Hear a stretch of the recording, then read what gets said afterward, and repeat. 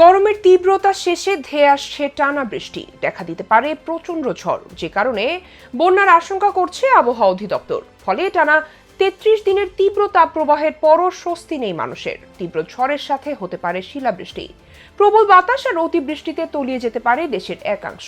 ফলে একদিকে যখন গরম কমে স্বস্তির কথা ভাবছে সাধারণ মানুষ, তখন টানা বৃষ্টির পূর্বাভাস নিয়ে বন্যার আশঙ্কা দেখা দিয়েছে জনমনে। আর বৃষ্টির কারণে বন্যা দেখা দিলে নতুন সংকটে পড়বে খেটে খাওয়া মানুষ থেকে শুরু করে আপামর জনতা।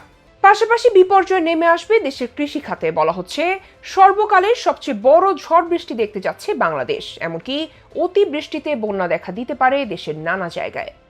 স্মরণকালের সবচেয়ে ভয়াবহ তাপপ্রবাহ বয়ে যাচ্ছে বাংলাদেশের উপর দিয়ে। গেল ৭৬ বছর ইতিহাসে এবারই প্রথম কম বৃষ্টিপাতের রেকর্ড হয়েছে গেল এপ্রিল মাসে। কারণ এপ্রিল জুড়ে যে পরিমাণ বৃষ্টিপাত হয় তার সিকি ভাগও হয়নি চলতি মৌসুমে। আবহাওয়া অধিদপ্তর বলছে গেল এপ্রিলে দেশে বৃষ্টিপাত হয়েছে মাত্র ১ মিলিমিটার, যা প্রয়োজনের তুলনায় অতি নগণ্য। তবে বৃষ্টিপাত না হলেও আসছে দিনগুলিতে প্রবল ঝড় ও বজ্রপাত সহ বৃষ্টিপাতের ধারণা দিয়েছে আবহাওয়া অধিদপ্তর। কারণ দীর্ঘ তাপপ্রবাহ শেষে ৫ই মে থেকে শক্তিশালী বৃষ্টি বলয়ের মধ্যে প্রবেশ করতে যাচ্ছে গোটা দেশ। এর ফলে তীব্র বজ্রপাত, কালবৈশাখী ও শিলাবৃষ্টির আশঙ্কার কথা জানিয়েছে বেসরকারি আবহাওয়া সংস্থা বাংলাদেশ আবহাওয়া অবজারভেশন টিম BWT। এদিকে বাংলাদেশ আবহাওয়া অধিদপ্তর জানিয়েছে মে মাসে সামগ্রিকভাবে দেশে বৃষ্টিপাতের সম্ভাবনা রয়েছে। সেই সঙ্গে বজ্রপাত, শিলাবৃষ্টি ও তীব্র কালবৈশাখী হওয়ার কথাও জানিয়েছে সরকারি এই সংস্থাটি। বাংলাদেশ আবহাওয়া অবজারভেশন টিম জানায় ৫ই মে থেকে ১৫ই মে পর্যন্ত দেশে সক্রিয় থাকবে বৃষ্টি বলয়, অর্থাৎ ১০ দিনের জন্য বৃষ্টির কবলে পড়তে যাচ্ছে দেশ। এই ১০ দিনে ঢাকা, ময়মনসিংহ, চট্টগ্রাম, খুলনা ও বরিশাল বিভাগ এবং সিলেট বিভাগে বৃষ্টি বলয় বিরাজ করবে। এর মধ্যে সবচেয়ে বেশি সিলেট বিভাগে বৃষ্টি বলয় থাকবে। এছাড়া দেশের রাজশাহী ও রংপুর বিভাগগুলোতে মাঝারি ধরনের বৃষ্টি বলয়ের সম্ভাবনা রয়েছে বলে জানায় আবহাওয়ার পূর্বাভাস দেওয়া বেসরকারি এই সংস্থাটি। BWTর প্রধান আবহাওয়া গবেষক খালিদ হাসান এর মতে একটি তীব্র বজ্রপাতযুক্ত বৃষ্টি বলয় দেশের দিকে ধেয়ে আসছে। এই বৃষ্টি বলয় দেশের অনেক এলাকায় প্রবল কালবৈশাখী ঝড় ও শিলাবৃষ্টির আশঙ্কা রয়েছে। বিশেষ করে বাংলাদেশের পশ্চিমাঞ্চলে শক্তিশালী প্রবল কালবৈশাখী ঝড়ের সম্ভাবনা আছে। তার ভাষ্যমতে বৃষ্টি বলয় প্রথম দিকে দেশের পূর্ব অঞ্চলে বেশি সক্রিয় থাকতে পারে এবং পরবর্তী সময় দেশের বাকি এলাকায় সক্রিয় হতে পারে। এই বৃষ্টি বলয় আগামী ৫ই মে সিলেট, চট্টগ্রাম বিভাগের পশ্চিম অংশ দিয়ে দেশে প্রবেশ করতে পারে ও আগামী ১৫ মে সিলেট হয়ে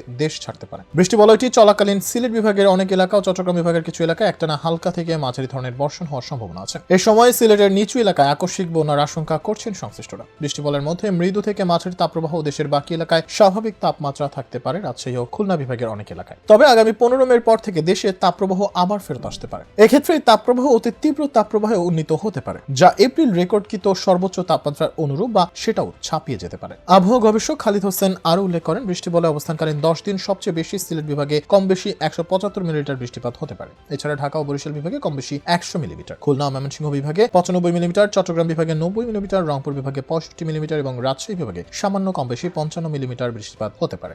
অধিকাংশ বৃষ্টিপাত হতে পারে বিকেল থেকে পরদিন সকালের মধ্যে। এছাড়া বাংলাদেশ আবহাওয়া অধিদপ্তরের পরিচালক মোহাম্মদ আজিজুর রহমানের মতে এই মাসে সামগ্রিকভাবে দেশে স্বাভাবিক বৃষ্টিপাতের সম্ভাবনা আছে। এ মাসে দেশে ৩ থেকে ৫ দিন বজ্র ও শিলাবৃষ্টি সহ হালকা ধরনের কালবৈশাখী ঝড় এবং ২ থেকে ৩ দিন বজ্র ও শিলাবৃষ্টি সহ মাঝারি থেকে তীব্র কালবৈশাখী ঝড় হতে পারে। এই কর্মকর্তার দাবি, মে মাসেও দেশের কোথাও কোথাও ১ থেকে ৩টি মৃদু, মাঝারি এবং ১ থেকে ২টি তীব্র প্রবাহ বয়ে যেতে পারে। এ মাসে বঙ্গোপসাগরে ১ থেকে ২টি লঘুচাপ সৃষ্টি হতে পারে, যার মধ্যে একটি মাসের দ্বিতীয়ার্ধে নিম্নচাপ হয়ে ঘূর্ণিঝড়ের রূপ নিতে পারে। এছাড়া মে মাসে দেশের প্রধান নদ নদীগুলো স্বাভাবিক প্রবাহ বিরাজমান থাকতে পারে। তবে উজানে ভারী বৃষ্টির ফলে দেশ উত্তরাঞ্চল ও উত্তর পূর্বাঞ্চল নদীগুলোর পানির সমতল সময় বিশেষে দ্রুত বৃদ্ধি পেতে পারে এবং কিছু স্থানে বিপদসীমার কাছাকাছি প্রবাহিত হতে পারে। ফলে এটা স্পষ্ট যে দেশের উপর দিয়ে বয়ে যাওয়া এই বৃষ্টি বলয়কে ঘিরে হতে পারে অতিবৃষ্টি, শিলাবৃষ্টি, ঝড় ও বজ্রপাত। আর এসব প্রভাবে দেশের নানা এলাকায় দেখা দেবে আকস্মিক বন্যা। ইতিমধ্যে দেশের উত্তর পশ্চিমাঞ্চলে বন্যার আশঙ্কা করে সতর্কতা জারি করা হয়েছে।